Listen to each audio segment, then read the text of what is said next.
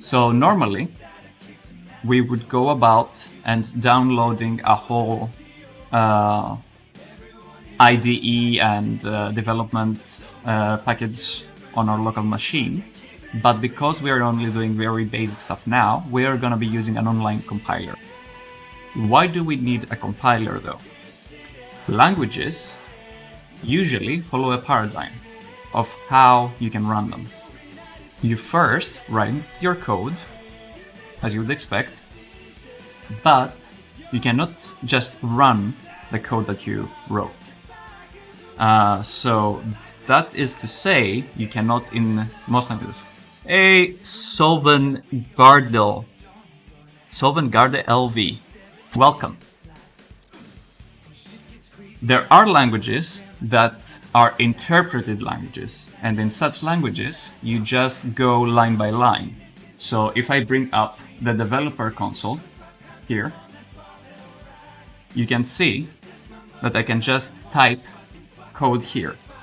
That code, by the way, is JavaScript, the language of the web. And I can do a hello world very quickly.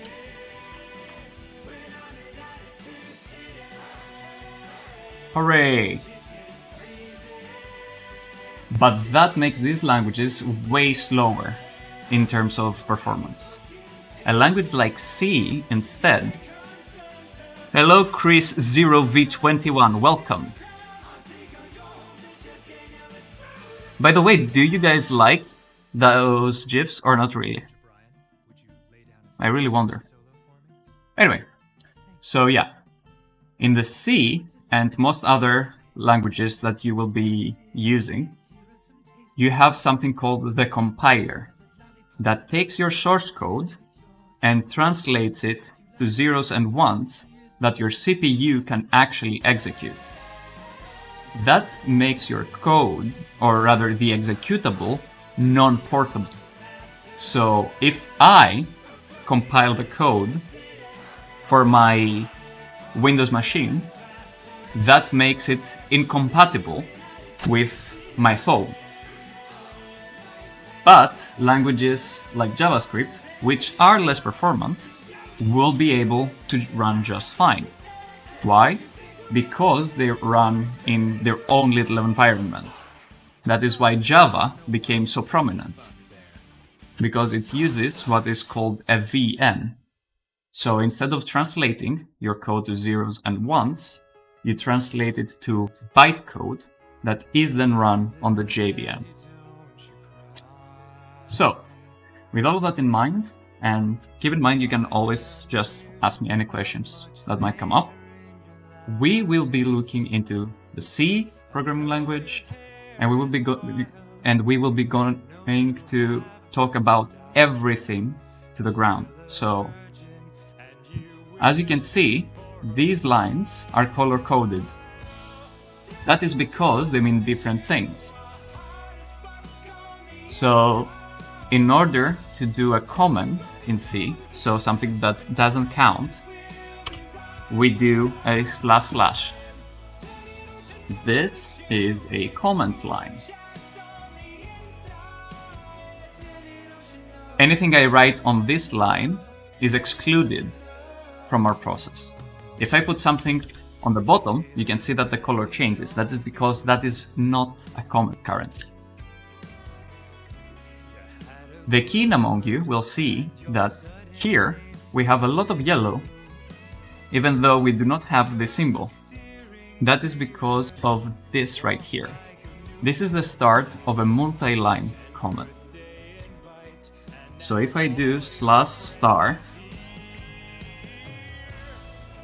I can actually,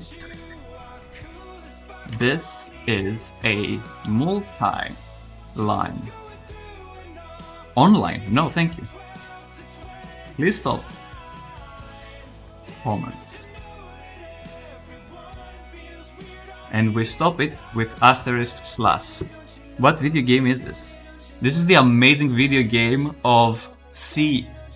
Hello, Ezuki. We are learning how to program, and we are using the C programming language to do so. you're welcome to stay and learn the basics of programming.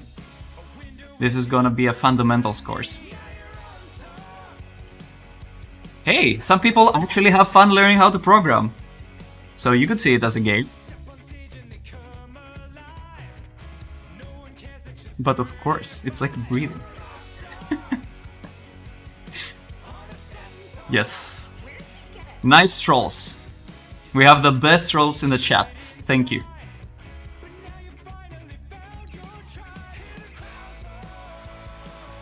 So the next thing we see on screen... Oh, recognition. Yes, of course. Why would they not recognize it? This is the best kind of trolling. This is not malintended. It's just fun, as it's supposed to be.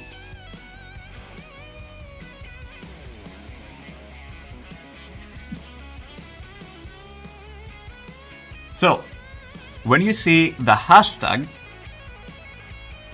that means we are instructing what is called the pre-compiler.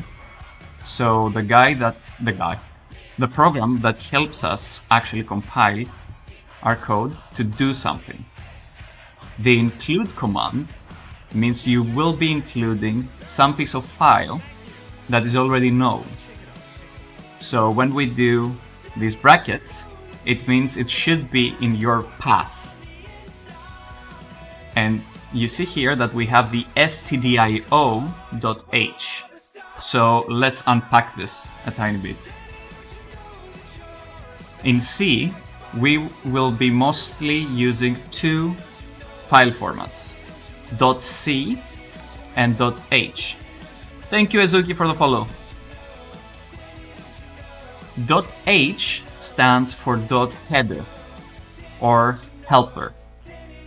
So these are files that might have some extra functionality for us to use.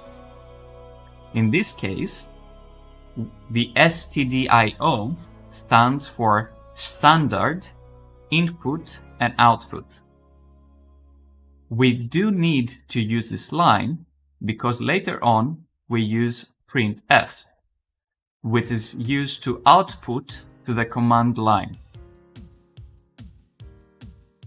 In the C programming language, any program that needs to be run will by default start in the main. So when the main is run, you just go from top to bottom, executing what you see. So in this case, we would be running printf and then return. Whenever we open a parenthesis, that means we are calling on a function. Anything inside said parenthesis is called a parameter. Parameters, each function does not need to take any parameters or take specifically one parameter. Its function itself defines how many parameters it should take. So, let's see what a function might look like, actually, just so we can understand main better. So first, we give it a type, or rather a return type. So we are just going to be using the same one because it's easy, int, which stands for integer, and call this our first function.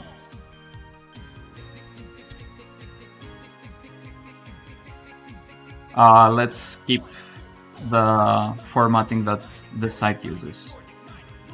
There we go.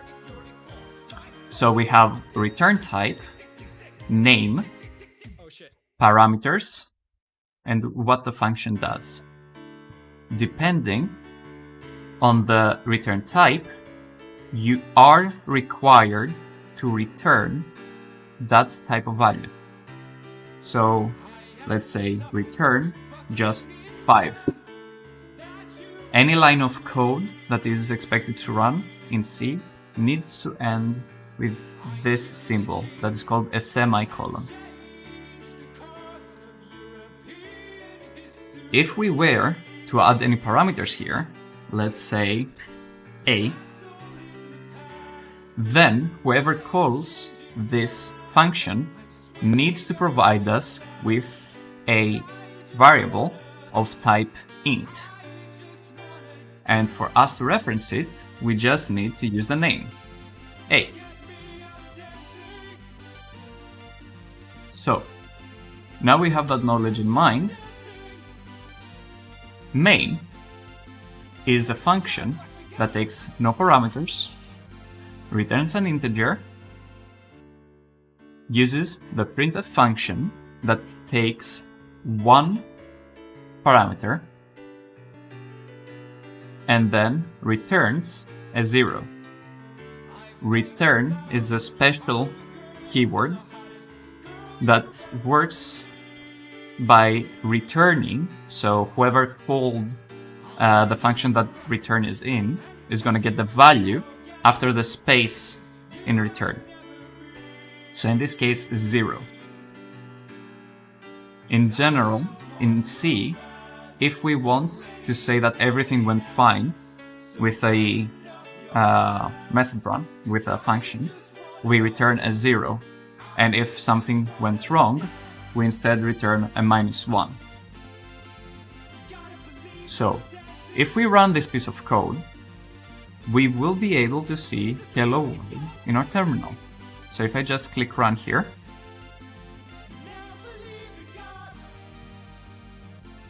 sure enough, we get hello world. And the program finished with exit code 0. Perfect. If I instead return -1 and run this again, you can see that the program finished with exit code 255. That means there was some exception. That exception being that we returned -1. So, now that we know that, let's talk about the variables before we get into creating a program. So we already talked about okay, let's do a multi-line comment because we're gonna be talking about a lot of stuff here. Right? There we go. Also, in the C programming language, I usually just tab things out instead of spaces. So, let's start with the int. Int, as we said before, stands for integer. For anyone that doesn't know, an integer is a discrete number, so 0, 1, 2, 3, etc. Cannot be a decimal number, but can be a negative number. So, -4.5 is not an integer, -4 is an integer. Something good to keep in mind is always the size. So an integer in C is 4 bytes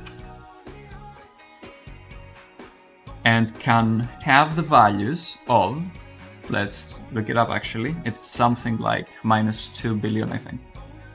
C integer values, value range, yeah.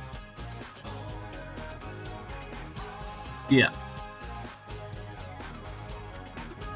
The reason you see the first line is because, as you can see, the storage size is 2 or 4 bytes. In C, unless you change it, it's gonna be 4 bytes. Copy. Yeah. So -2 million to 2. No, sorry. -2 billion to +2 billion.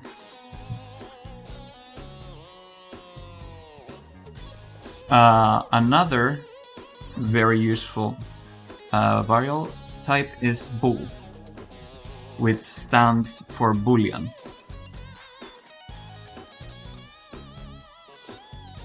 This is actually just 1 bit. Oh, that brings up another burning question. What's the difference between a bit and a byte? So 1 byte is actually equal to 8 bits.